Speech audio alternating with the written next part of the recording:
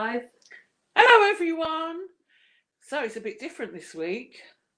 Here I am, laid on my sofa with my colourful top on, colourful blanket, colourful cushions.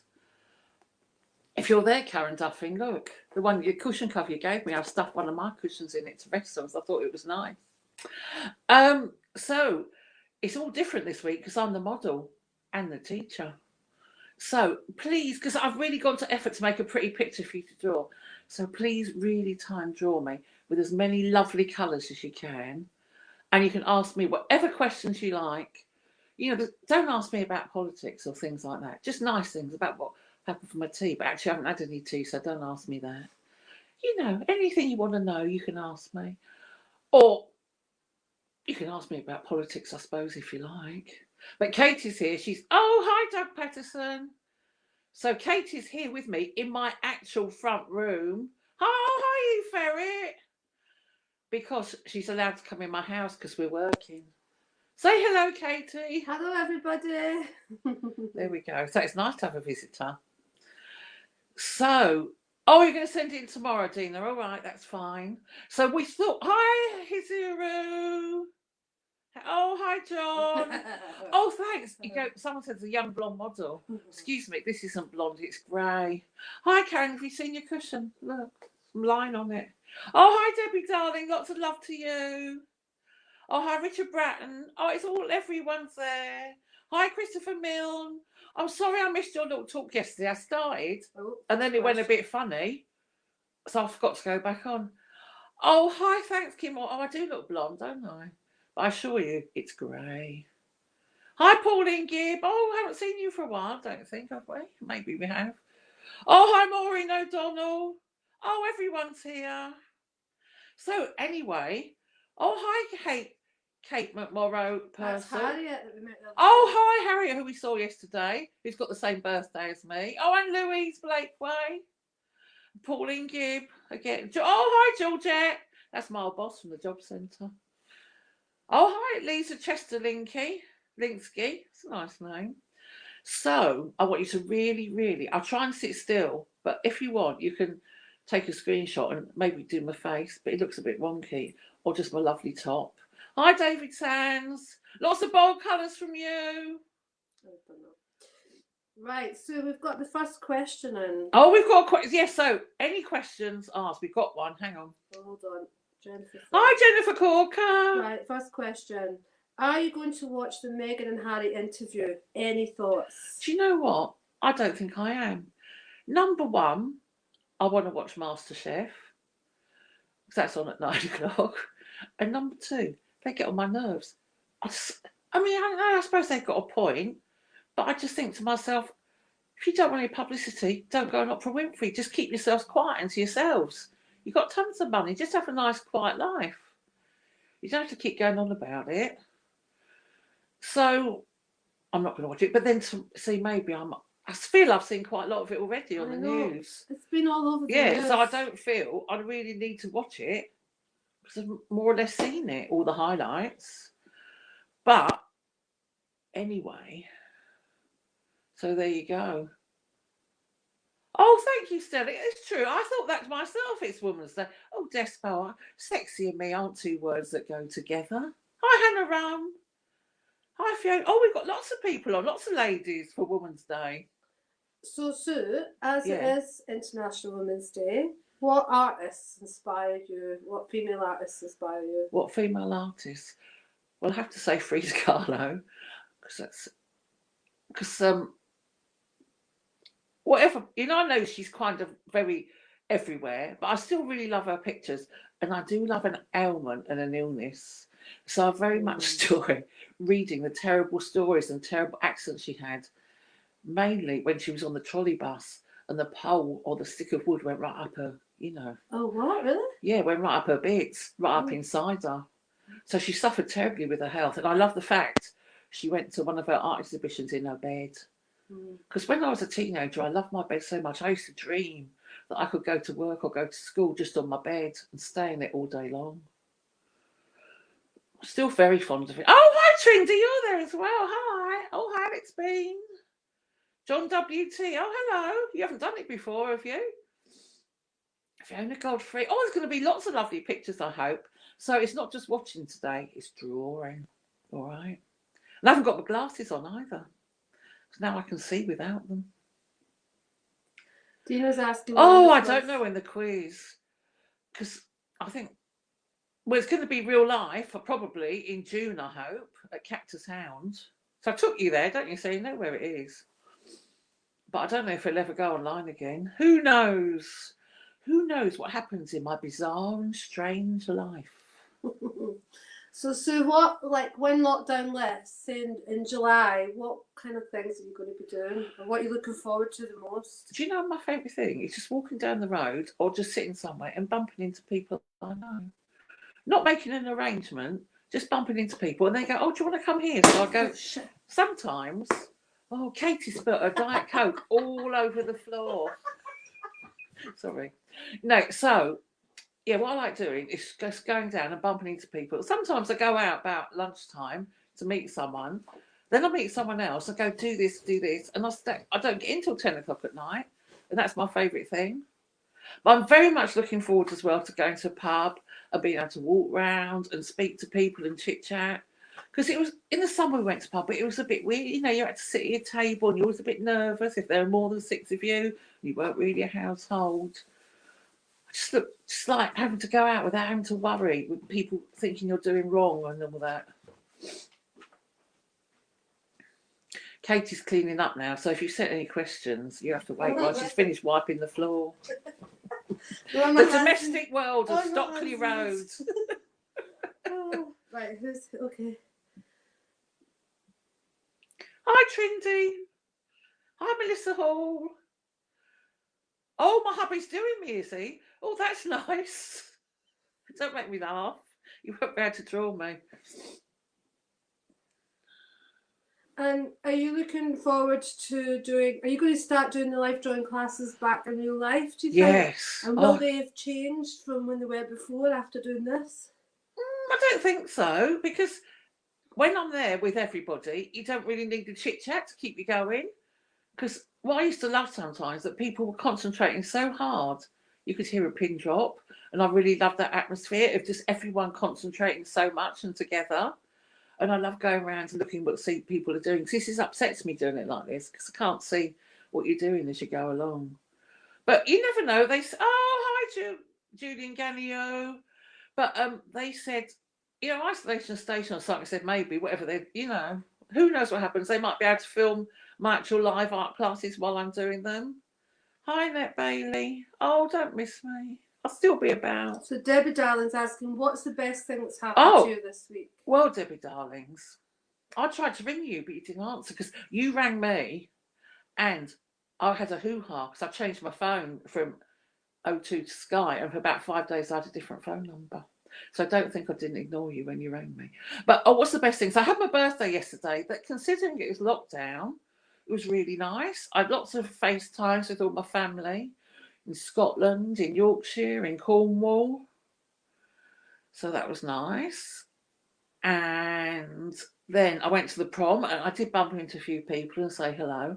And I have to say, I was overwhelmed by presents. It was so lovely. And because, you know, it was awkward, no one could see me, they were all posted to me, probably directly from the present people.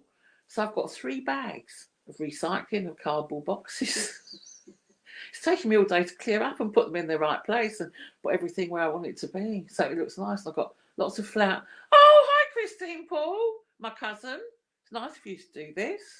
You just use your quiz girl. So, Sue, you've had lots of really great guests on over the course of this online. Yeah. Who's been your favourite, or what do you remember about the guests? Like, what sticks out? It's very horrible of me to say who I like best, isn't it? But I have to say, there's one person who always springs to mind. She's watching now, Eve Ferret. I can't help it, Eve. You're so lovely. I could talk to you all day and all night because everything about you is so cute. But I did love all my guests. But I did tell Katie earlier that my most scary bit of the whole doing this was when Oozing Gloop decided to drink out of a wine glass and had a great big chunk of the side missing. So it was like he was any moment could have cut his mouth wide open. and I couldn't relax or anything because I was so scared. But you know, oh, thank you, Robert James Kennedy, for saying I look beautiful. 60, not bad for 64. Well, if you look close, you'll see. And I've covered my chin up, so that's all very wrinkly and craggy around that area. So I love that. But to be honest, I loved absolutely because a lot of the people I knew really well, like Julia, Les, Julian, and all that. So it was lovely talking to them. But I really liked talking to people I didn't really know very well as well, like Lisa Haviland and the Mayor, Claudia Recklestone. Oh, I tell you, I really loved as well Rosanna Leal, because I loved her story so much of helping the refugees. And I know I wasn't the only one who shed a few tears. But I saw her in the street the other day. It was lovely. Oh yeah, Despo likes Eve as well. Oh, Christine Bush saying we look young. It's in the family genes. Chris, your aunt, Jo, whenever you see her, she always goes, "Oh, we're a very good-looking family." Do you know what might help us? She's not, but a lot of us are a bit on the chubby side. Well, fat don't crack. Yeah, in fact, exactly. Fat don't crack.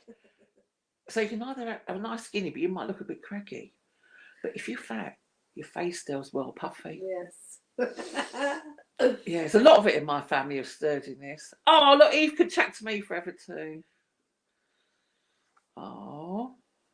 And I love all Eve's little things she's got in the house, her poodles and her love of dahlias and chrysanthemums. I think everybody's concentrating on the drawings. Oh, are they? So no one's got a nice complicated question for me. Do you feel like over the course of doing them that have you learned anything, or had any of the guests surprised you, or? Because I don't really ask very pushy questions, do I? I'm quite easygoing. But I think what I really love is the way people's pictures have got better while they've been doing it. You know, from the beginning. And when I was looking the other day at some of the pictures that we did at the fountain, and now the pictures people do are so amazing and beautiful. And like all the nice messages people send to me, you know, when you read something and your heart all fills up with joy and you think, oh, these people are being so kind to me. It's so nice of them. And it's been so lovely. Everyone's been so supportive and enjoyed it all. Hmm. Oh, I feel a bit teary now. Don't think I do. And Trendy is talking about the gap in male and female pensions. They're appalled. Do you have any thoughts on that? Well, I don't think there is so much a gap now because the pension started at women used to be 60 and men were 65, and now I think we're all same. And I don't get men until I'm 66. So I'm new. But in general, the way men and women are treated is appalling.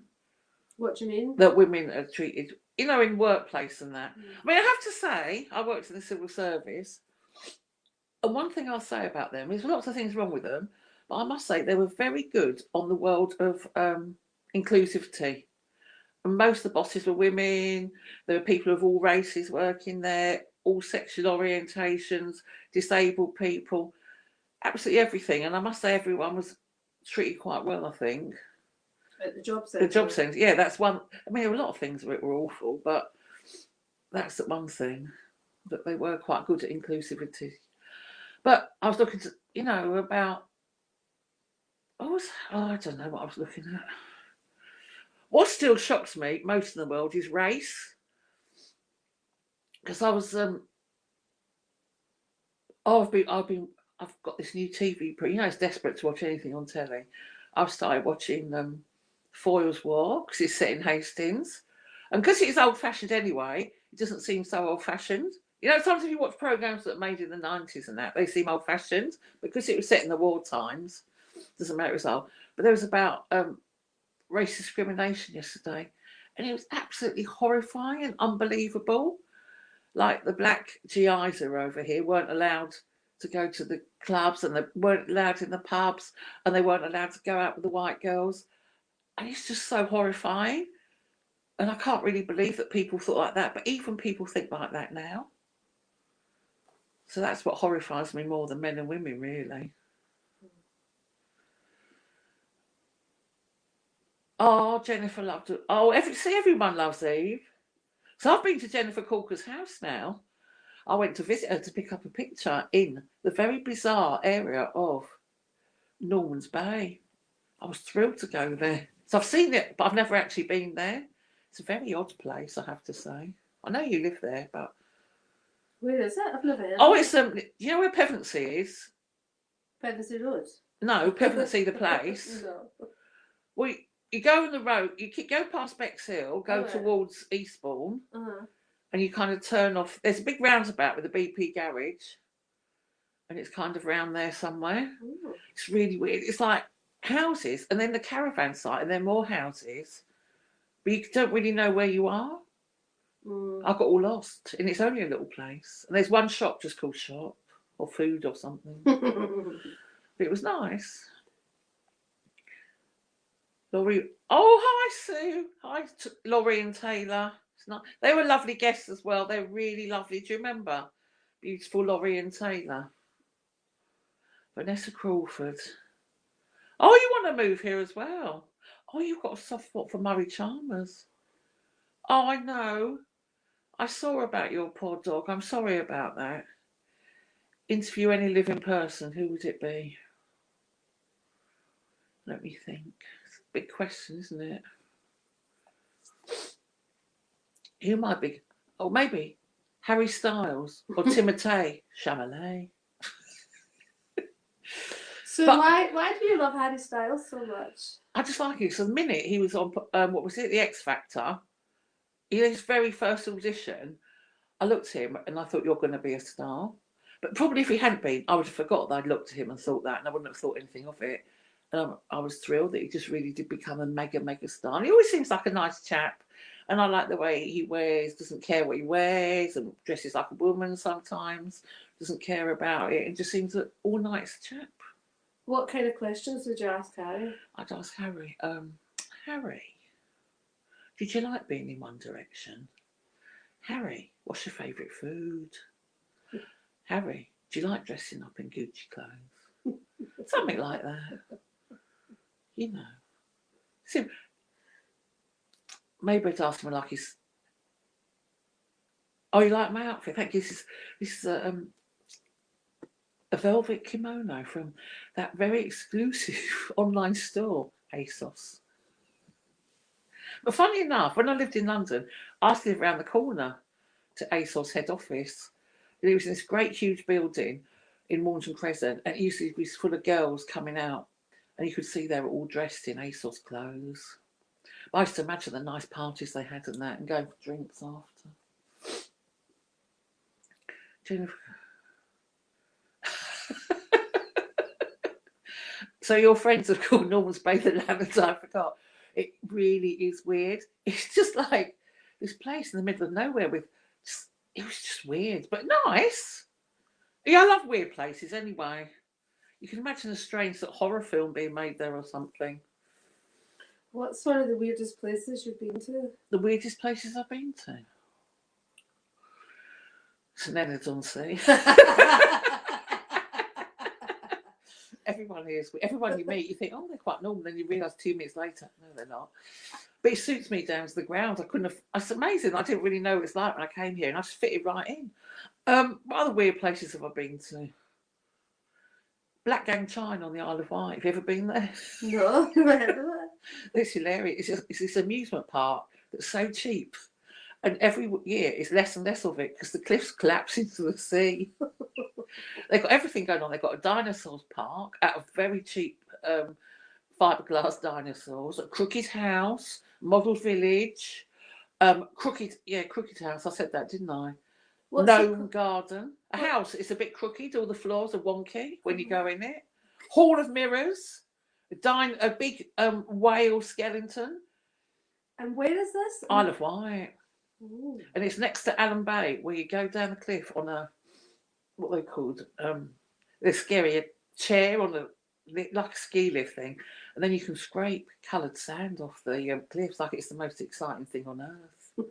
But it's a bit dangerous, so now you have to go into this hut, and someone scraped off the sand already, and there's these trays of coloured sands, and you put them in stripes inside a glass thing, maybe in the shape of a guitar. That's the favourite one. or a skull, or if you're really cheap, the cheapest one you can buy is a test tube. I love it there. I love the Isle of Wight all round, really, because it's hilarious, but I've been there for years.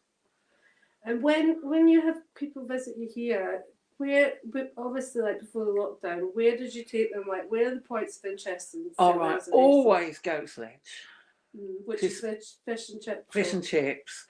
And it's not like proper normal fish and chips. It's nice. The chips are delicious. You get a nice paper bag, and it's just lovely. And you practically see everyone you know. I remember a couple of years ago, my mum and my sister. I'm not sure if my niece was here or not, and we went there, and everyone was there, and it was a really lovely sunny day, and it was really fantastic because the Red Arrows went over, and we're doing an air display, and it was like, you know, one of those special moments, and some people I know they were crying because it was so lovely. And exciting. So you take them to Goat Ledge? Goat Ledge. And then usually to one of Wayne's pubs. Yeah, up to the fountain. Because, to be honest, I would take them to the Trinity Townhouse, but it was only open for about 3 weeks before I had to close again. And where else? Oh, the Old Town for a wander around there. Look at the quaint shops. When my nephew came, I had to take him to Flamingo. Whatever it is, that amusement arcade. Flamingo, yes. Is it the amusement arcade? Is it? Oh, it was so expensive. He loved it, but it was hideous. So I tried to play the games. I couldn't even work out what was going on. By the time I sort of worked it out, it was over. Well, Trendy thinks that you interviewing Boris would be fantastic. I think. Do you know what? I think I'd probably get on with him quite well. I'd ask him weird, because he's really. I think deep down he's quite an oddball, isn't he? And I hate the way they have to be, he doesn't really think, or I'm sure he doesn't even really want Brexit, which he's decided it was his point of how he'd get into power. So he has to lie the whole time that he wants it. But I'm sure deep down he doesn't. Because who would? Well, some people would, but not me. Who else? I wouldn't want to interview Theresa May because she seems terribly dry and boring. Except for when she's running through cornfields. Yeah, of course, yeah, when she's running through the cornfields. I've got you with blue eyesight, but I've got green eyes, David. Stare at them, look, they're green. And my mum says, because I was a little girl, she goes, when you were being particularly horrible, because I was quite ghastly most of the time, bad tempered and that, she goes, and being jealous, she goes, your eyes would shine really green when I was being jealous and nasty. What was it? Where did you grow up, sir? Well, I was born in Wimbledon, in a convent of all things. Imagine. So was I? We're in Wimbledon, in a convent. No, I'm in Glasgow, in a convent. Were you? Yeah. I don't imagine me born to the world by nuns. And then I lived in Putney till I was 2. And then my best thing, I lived in Paddington till I was 6, in this big house on the corner of London Road, where I live off London Road now as well. London Road and Sussex Gardens. And it was my dad worked in the bank. We didn't work in that branch, but because he worked in the bank, we were allowed to rent flats above the bank. And it was really enormous. Well, it probably wasn't enormous as I remember because I was quite small, but it was so huge. My auntie and uncle and my cousins lived there as well. So we all lived together. But we had separate kitchens and sitting rooms, but me and my cousin shared a bedroom. Oh, and it was lovely because we always had friends to play with, because we had each other and we were the same age. And we went to a little school around the corner, and we were only about 6 white people in the school. So that's when I was young. I was brought up with all different races of people. And I remember I had a birthday party and invited, whole class to my party. And this black woman came and she knocked on the door. My mum said, come in. She goes, what, you're inviting me into your house? And I went, well, of course I am. She went, nobody ever lets me into the house. How sad is that? So anyway, I started very young, being taught all the right things in life. And that was above the bank? Above the bank, yeah. And me and my cousin, we were once decided we'd do skipping with the belt of a dressing gown. And then the bank manager of the bank came up and complained because we were making such a racket, everyone in the bank could hear us. Yes, but then I was 6, and it was really rough around there. I think it still is, with prostitutes and drunks and all that. So when we were 6, we all had to move to Hersham in Surrey. And we moved, and then my cousins lived about 10 minutes away. And was that very different? Yeah, it was all proper. But when you're about 6, you soon fit in, don't you, and all that. But deep down now, I'm really bitter that I got moved away from that fantastic place to live. But I'm not bitter. That's pointless. That's a silly thing to say. No. But it would have been nice to carry on living in London.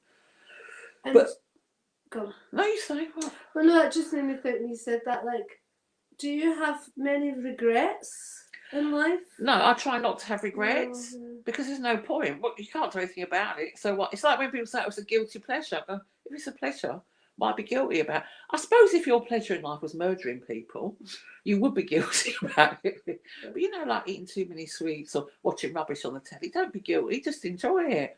Mm. Yeah, no regrets. No, what do you think? If I've regretted anything? Is there anything you would change? Anything that happened in your life you wish you were like? Oh, Not no. really, because I think the time I moved here was the perfect time for me. I think if I'd moved here earlier, I would have hated it because I love London so much. But it's nice that all my friends have moved here as well. But no, I try not to regret things because I think I've never really done anything terrible in my life. I've never really been in danger or, I haven't done anything really awful.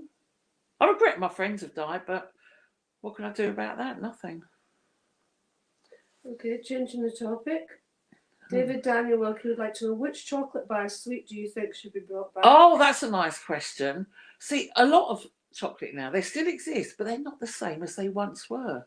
Do you know what I hate? Aeros now, they're kind of it used to be like in 7 strips along and you could break a bit off. And now it's in those funny bumpy round bits, which I don't like. So I'd like the old Aero to come back. Toffee crisps to be as big as they once were, because now they kind of seem like they're flat. And at one time they had this special toffee crisp, but they get a different flavour. They had coconut toffee crisp, Ooh. and that was really gorgeous. But it was only there for about 6 months, so I missed that. What else? Oh, there used to be this funny bar of chocolate, like milk tray bar of chocolate, and it was chocolates in a bar of chocolate, and you had to break them off. But the thing is, they always kind of broke in the wrong place. She had to have like lime green stuff just pouring out of it. I like that. So we're almost half an hour in. Yeah. Oh, that's gone quick. Yeah, and we were going to ask people to send their drawings in a bit earlier, weren't we? Yeah, so we can have a look at them all. Yeah, so around, if people can start sending their drawings in around 20 past, that would be great. And then we can start getting them up and we can have a look at them. So you've got another 20 minutes. I hope you've got lots of nice colours in them, because I did it all special. This Drifters. Chocolate, I think it is. Oh, yeah. Oh, no, I wasn't keen on Drifter. I used to like a walnut whip when it was proper, and it had a walnut walnut inside it and one on top. But even and then I remember years ago, Easter eggs, and they were really thick, the chocolate, and some places they were thicker than others. And then you used to get the chocolate buns properly inside it instead of like in a plastic bag at the side. What if you had to go to a desert island and you could have your last supper before you went? What would you have? Right. So I gotta have 3 courses. I might even have 4. Right, for starters, what would I have? Maybe some sort of. I'm very keen on trout. Some sort of trout pate and some nice crusty bread and lots of thick cold Lurpak butter. But it's got to be cold, so it's really thick and chunky. And then I would have swordfish marinated and cooked really nicely, so it's all juicy. This might be a kind of salsa made out of avocado and tomato and red onion and all that underneath it. It's nice. Then really lovely chips. I think maybe the chips from Goat's Ledge, but loads of them. And then the juice of the saltfish should get a bit mushed up with it. And then for pudding, I would have as many tubs of Haagen-Dazs ice cream as I wanted. And all the special flavours that you can't get very often, like coffee and rum and raisin and chopped mint leaf, which is my favourite one. It's actually got mint leaves chopped up in it, but you can hardly ever get it. So, and I like the smooth ones really, with not too many bits in it. So that's why I don't really like Ben and Jerry's. It's got too many bits in it. So anyway, I'd have tons and tons of ice cream. And then bread as well is my... Star Bar, no, never keen on that. And then because I love bread and I love I'll be happy eating sourdough bread and cold Lurpak butter with maybe a bit of Marmite for the rest of my life. So I love it so much. That's why I'm so thin. No, it's not Piccadilly Red by MAC. I think it's Russian Red, but it's MAC. So my favourite is Ruby Woo, but I couldn't find it. I've dropped it somewhere. So I think this is Russian Red. If you could unwish, what would it be? I'd have... Shall I be really sentimental? I wish that Lee had never died and he was still here now. Just that... I don't know if I'd even still be friends with him, but just the pure nosiness to see what happened to him and what he was like. And what had happened to it, you know, how his life would turn out. What do you ever think, like, what he might be doing now? Oh, frequently. People often ask me as well. Well, what do you say? I would say be a star of reality telly. See, would be so brilliant. You know, like when Celebrity Big Brother, and that was really fantastic, and it didn't get too showy and people desperate for attention. He would just be so fantastic on it. He'd be like Pete Burns, causing trouble and havoc. Or he might have gone really intellectual, and I don't know. Yeah. What would happen to him? Who knows? Because you never know what's going to happen in life, do you? Things just... Life takes twists and turns if you let it. And I tend to let it, so that's why. You know, I think you've got to be brave in life. Harriet, yeah, I think I'm a Pisces. Sometimes I'm a bit wet. I can't really be bothered to do things. Because most of my friends are Aries. And I don't know much about star signs. I don't really go in for it. But I always find Aries are really, really showy. And it's all their birthdays coming up soon. It's the world, because it's bizarre. All my friends' birthdays are either, they start at the end of February and go on to May. And that's where most of my friends' birthdays are. And all my family's birthdays are in May, practically. It's weird. Oh, hi, Susan Diamond. Oh, do it tomorrow. Go on, please do. Because I'd love to see one of your pictures of me. But your faces are very angular. And I haven't really got angular face. You can make it angular if you like. So oh, hi, how are you? Oh, no. I don't live in the past. I like the past, but I really like to live for the now. And I like to think about the future. And I like to embrace new things that come along. Because I think it keeps you kind of going. You know, like, I try and keep modern and keep up with modern social media. You know, computers and all that. I mean, I'm not brilliant, but I do try and keep up with it. Because I think you need to for the future. Because otherwise you'll be stuck. Like, people like my mum, she can't do anything because she doesn't really know how to use computers. And I had a FaceTime with her yesterday. And all she could say was, "It's magic. It's magic. I can see you." Bless her. So, I do try and keep up. Hi, how are you? Hi, Lily. Hi. What's your most prized possession? Guess what? It's behind. I'm lying on it now. It's this red blanket. I love it so much. It's Louis Vuitton with but Chapman Brothers picture on it. So it's kind of like art and fashion. And I was very, very lucky because Kim Jones, who was in charge of Louis Vuitton at the time, gave it to me because he collects Lee clothes. So it's like a little swap. I give him a couple of Lee garments and he gave me this blanket. So I think that's a really good swap and nice. And I like giving things away because more people can enjoy it. It's, you know, just sitting in my house, give it to someone else to enjoy. And then my other favourite possession, so my two favourite possessions that were always been Bagsied for when I die. So my friend Paul Hoy has bagged this blanket. And then my bed is my other favourite possession. It's really, really lovely. It's made with a company called Revival Beds. And it's as comfortable as can be and really lovely. And I bought it especially when I moved to this flat. And Wayne Shires has bags that in my will. So don't anyone else go bags in it.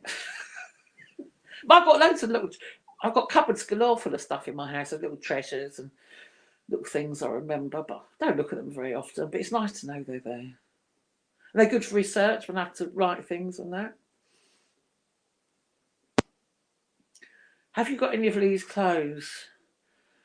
No, I've given most. I've got some. I've got a couple of dresses that were mine, but the rest, to be honest, I gave to Kim Jones because he can look after them properly, rather than me just having them rolled up in a cupboard. And he's got them in a special area with all the fashion he collected over the years. So I think it's nice that he has them because he can look after them. But I've got a couple of dresses that sometimes in a blue moon I might wear. To be honest, I've got one that's very, because here they have lots of festivals and dressing up, and they have Pirate Day. One of the dresses I wore for that. Do you believe in an afterlife, Sue? I don't know. Not really. Do I believe in ghosts? No, not really, no. But it'd be nice if there's an afterlife. You know, I always say when one of my friends dies, I go, oh, look, they'll be up there in heaven, disco dancing away together. So, and I know that when people die and they remember it, they say that they see people come and talk to them and visiting them and that. So, have you ever thought about your funeral and what you like? My funeral?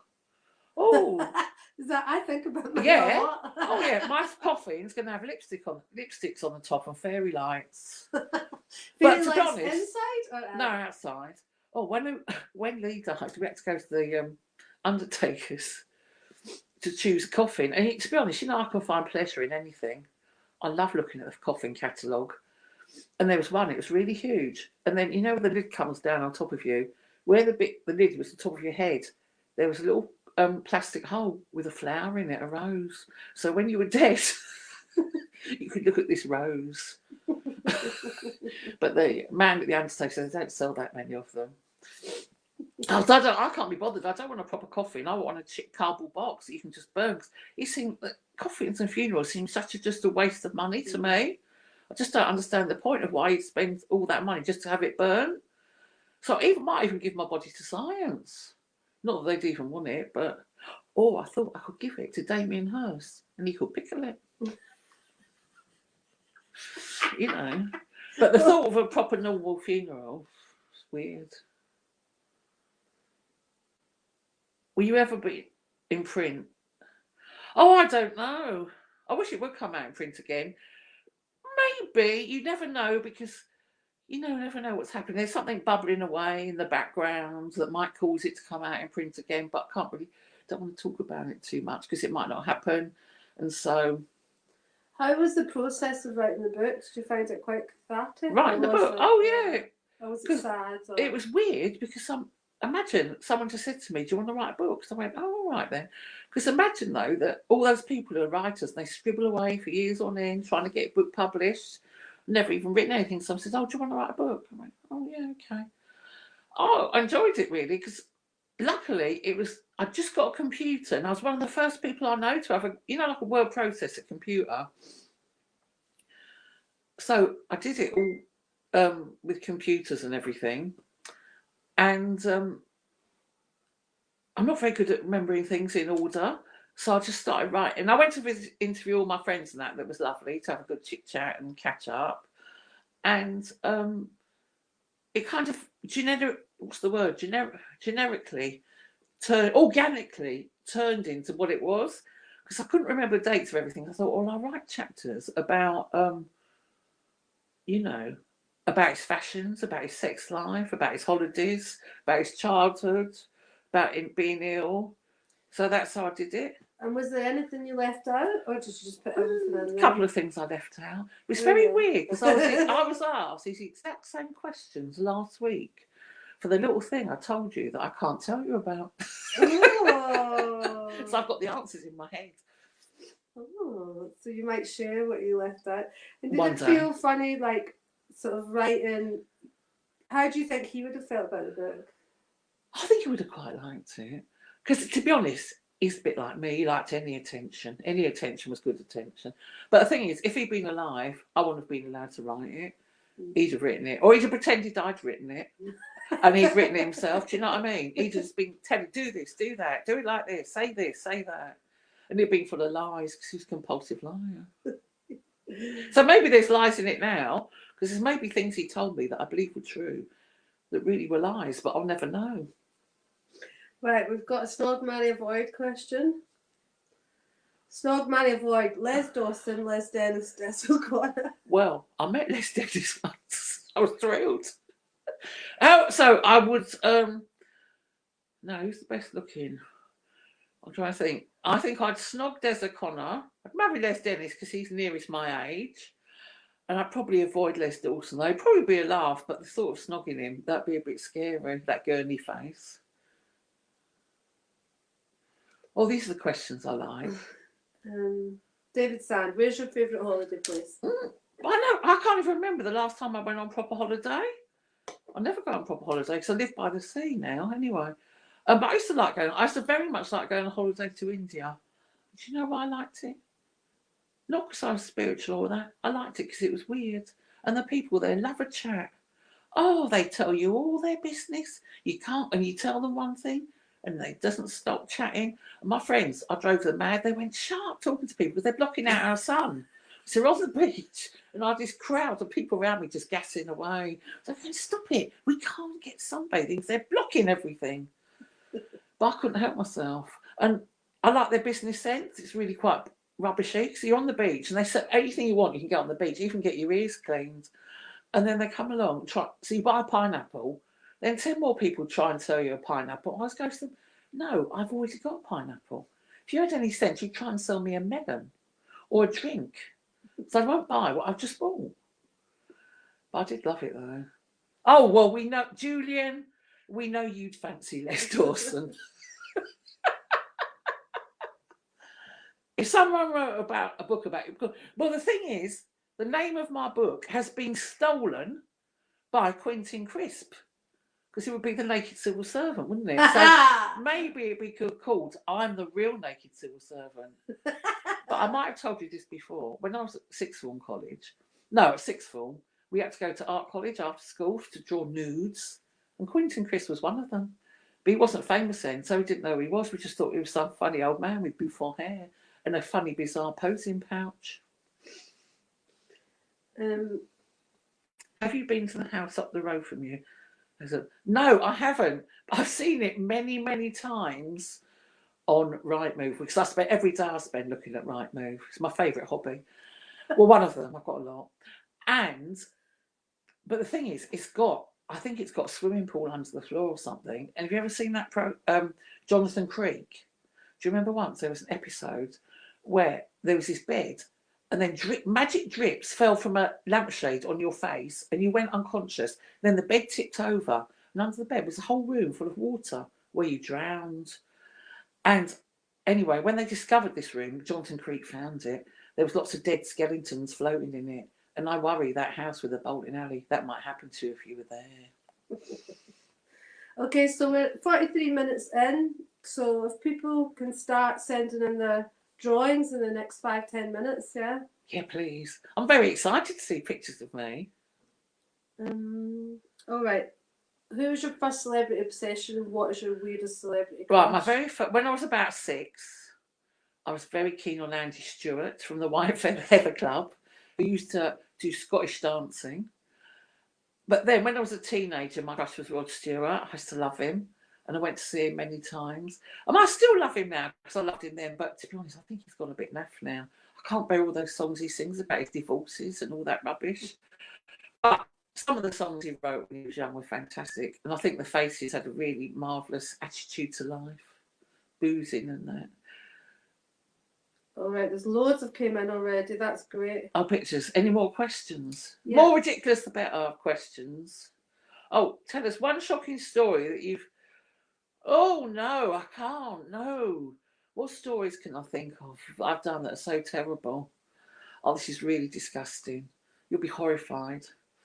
I once was out in the West End with my friend Ian Critchley, who I worked with in the job centre. He was the first gay person I ever met, so he's got a lot to answer for, really. So he introduced me to the world of the homosexual. And anyway, we'd gone out. Then we were trying to get home. We couldn't get a cab. And this, you know, like an articulated lorry, the front of the lorry, there was just out. The back wasn't there. So we said, can we get in and take us home? And he went, all right then. But they were Greek lorry drivers, I think. And there was like Greek music playing. I can't even carry on with the story. I can. It's disgusting. So anyway, then the driver was trying to get off with me, trying to snog me and that. And he was youngish, and there was an old bloke in there, my friend Ian Critchley. So we got near my house, and I said, stop here, because I didn't want them coming to my actual house. Ian Critchley got out to go home. And then I set off with a lorry driver in the front of the cab. And then I ran home to my knickers and my shoes in my hands. Didn't even know his name. Is that enough, shocking enough for you? He's shut up now, he's too embarrassed to say. Oh, Wayne shows what to have for my tea. Wayne, I haven't had my tea yet. I thoroughly enjoyed those nice buns you gave me yesterday, because Wayne was trying to give me a Sunday dinner yesterday, but I didn't really want one, so I insisted I go and get some brioche buns from him, and they were really nice with halloumi. But I don't think I'll have any tea today. I might just have a bit of bread and cheese. Can't be bothered cooking anything. They've shut up now. I've told that story. It's just because I'm trying to do the pictures. Oh yeah, I went to Kinky Glinky many times. And can I just remind everyone, I'm very sad that Dougie Fields died today or yesterday, because he was like, he was a bit older than my crowd. But now I'm the ancient person at disco. But that's very sad. I think he was 75. He was an artist, and he died yesterday. Sorry, I'm downloading. I'm downloading the images. Katie's down. No, she's not doing her job properly. Well, I'm doing 2 jobs. No, she's doing 2 jobs. Remember the cab? Oh, don't. Yeah, that's as funny. Where have we been? We've been somewhere, and there was a car outside, and they were going, "Is this the car for so and so?" And we went, "Yes." It was a completely false name. I remember I'd hurt my knee. I couldn't walk properly. So we just got in, and it was all paid for, the cab. We just got in, took it to my house. Got home, went, thanks. So I don't know who it was meant to be for. Oh, we're always misbehaving when we were young, all the time. Shameful. But I'm not guilty. I don't feel bad about it. Everyone behaved badly. After the Acolytes, will you do an exhibition in the pub? So all us, yes. We're really trying to do an exhibition. We want to. That's why I want you all to keep your pictures, so we can finally have an exhibition. There's so many pictures. We have to have probably the biggest building in Hastings to fit them all in. But we are aiming to do that. So do look after your pictures, please. Justin Bond. Oh, what? When Justin Bond snogged me? I don't know if you've heard of Justin Bond. I went to he did this perform. I'd always heard about Justin Bond. I thought, oh, I would love to meet him. I'm going to go meet him. And he did a show on a boat on the Thames. And we went, and I was introduced, and he went, "Oh my God, you're Sue Tilley." And although he was, he's sort of, I can't describe, he's, what's the word, non-binary. He's sort of neither man nor woman now. Next thing I know, he's got his tongue right down my mouth, snogging me. It's hilarious. But then, later on, Wayne was a bit jealous that I'd snogged Justin Bond, so I had to snog Wayne as well, and I had to say which one of them was the best snogger.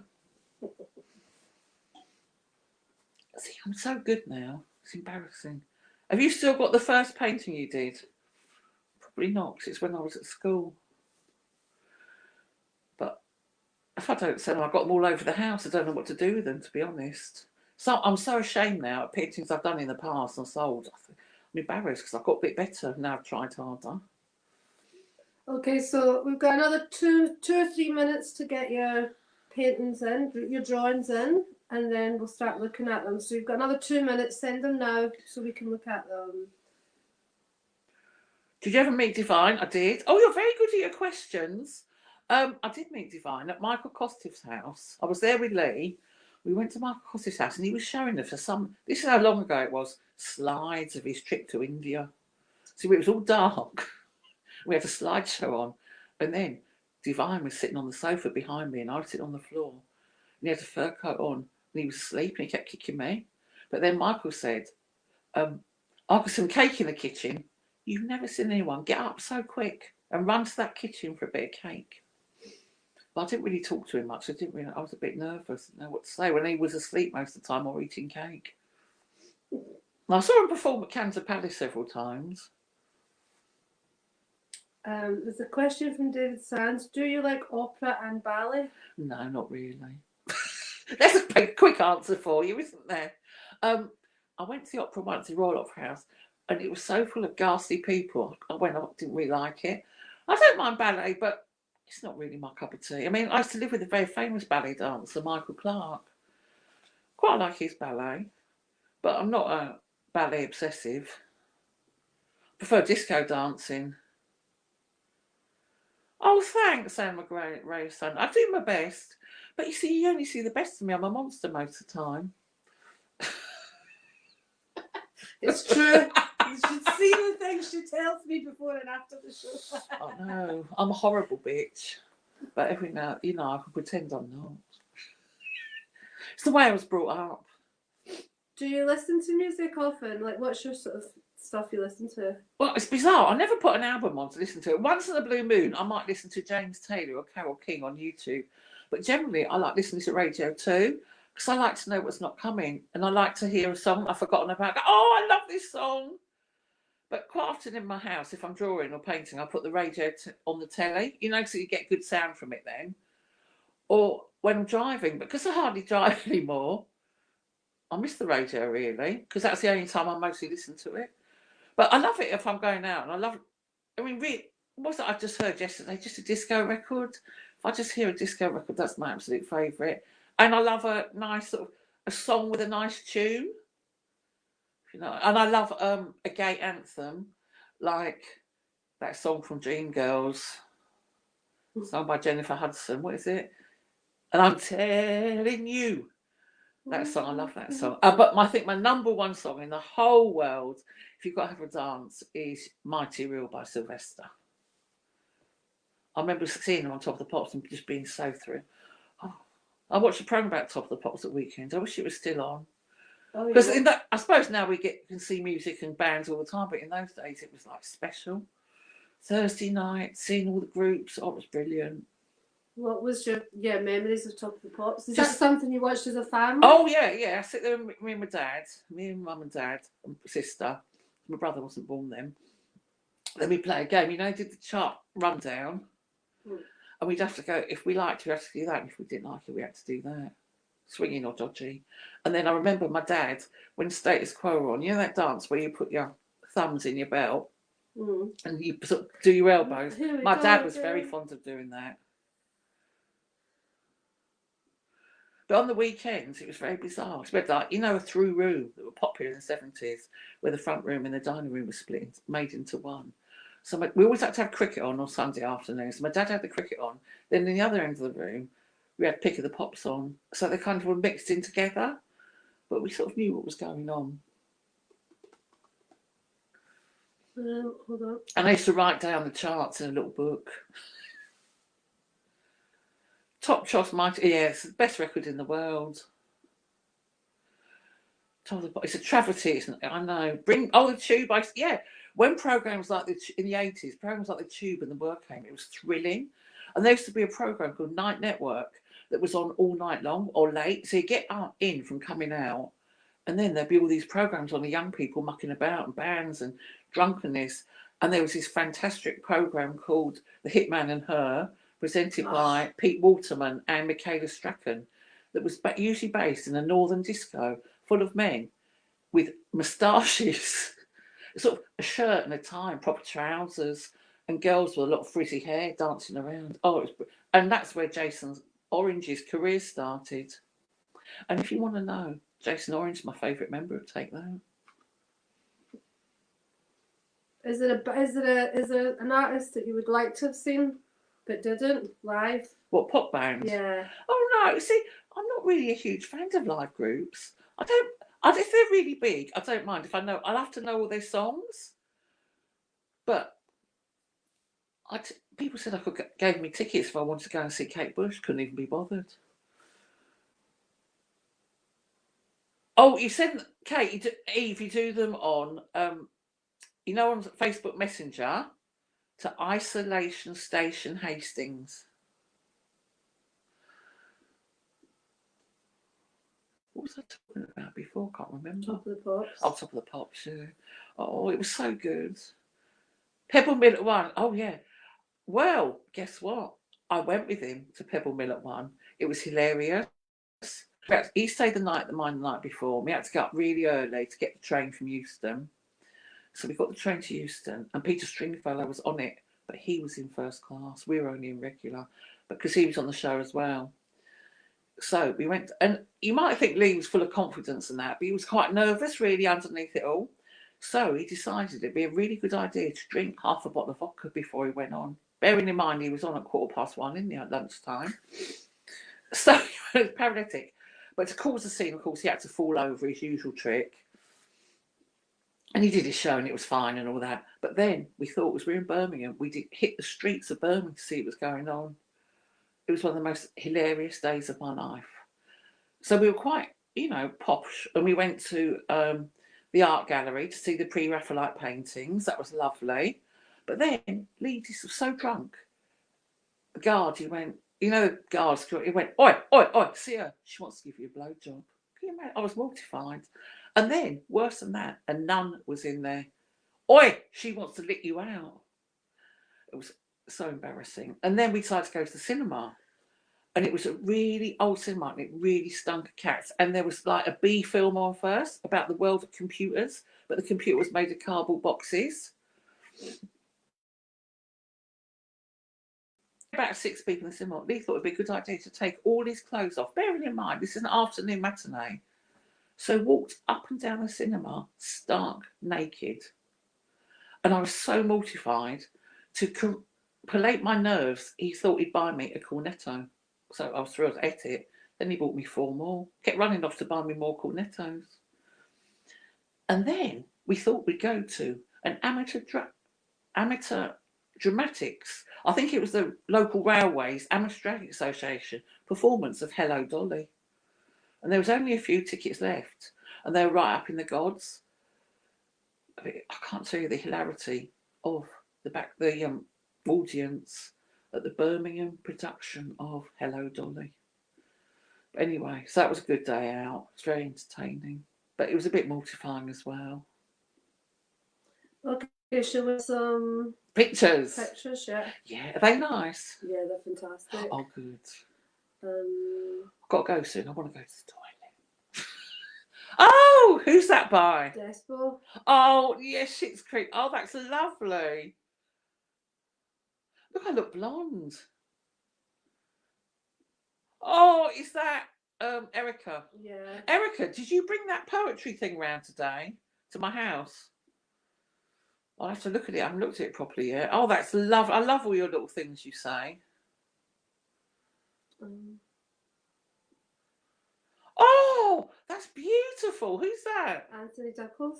Oh, Anthony, that is...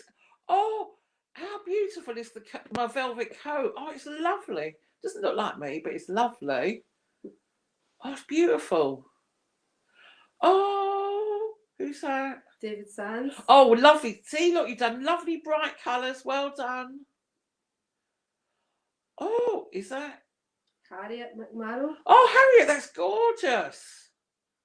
Oh, I love these pictures. Oh, Jennifer Corker. Mm-hmm. Beautiful. Oh, who's that? John W.T. Oh, they were really good, John W.T. I can't see.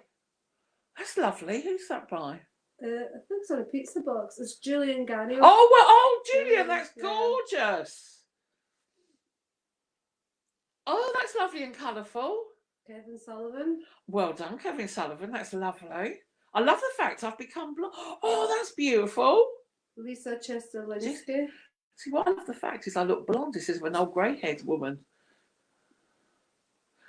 Oh, twist and turn. Who's that? That's Lonnie Barker. Oh, they're lovely. We've got all new people this week as well. We haven't had before. Oh, that's beautiful. Louise Blakeway. Oh, they're so gorgeous. Oh, Melissa Hall. Lovely. I'll just sit up. Oh, I love. Oh, I must say, I did make a nice composition for you, didn't I? That's Nicola Marie O'Rodri. Oh, lovely.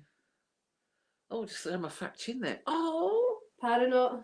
Oh, Paranoid, that's gorgeous. Because it still shocks me that I've got light coloured hair. Because in my mind, I've still got black hair. Oh. Richard Bratton. Oh, lovely. Reese Fata.